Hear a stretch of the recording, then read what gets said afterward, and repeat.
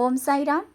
बाबा कहते हैं, मेरे प्यारे बच्चे, रिश्तों को गलतियां नहीं, गलतफहमियां रिश्तों को ख़त्म कर देती हैं। इसलिए जब ऐसा लगे कि किसी रिश्ते में दूरी बन रही है ना, तो खामोशी को तोड़कर बात करो। जब दोनों तरफ की खामोशी होगी ना, तो गलती और गलतफहमियां बढ़ती जाएंगी।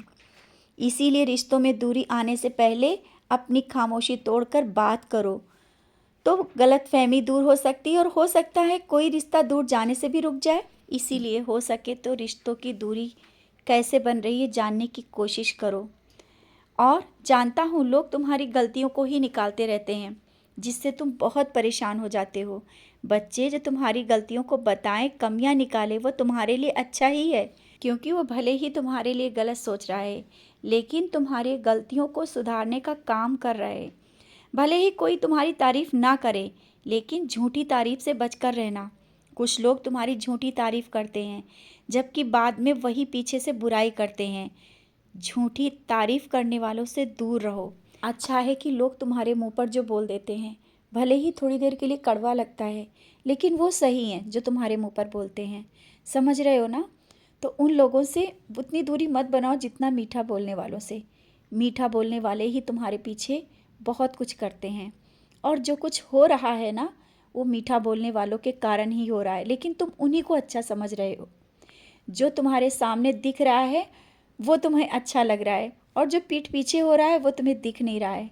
समझ रहे हो ना मैं क्या तुम्हें समझाना चाहता हूँ? थोड़ी देर के लिए कड़वे शब्द ही सही होते हैं, मीठे शब्द जिंदगी के लिए बहुत कड़वे हो जाते हैं। तो मीठे लोगों से बचने की कोशिश करो, समझो उन बातों को। और हाँ, अगर कोई अपने दिल की तुमसे बात बताए ना, तो आवश्यक नहीं कि सबसे कहो। कुछ बातों को अपने अंदर दफन करना सीखो, अपने अंदर रखो, क्योंकि किसी ने तुम पर विश्वास किया है, उसके विश्वास को मत टूटने देना।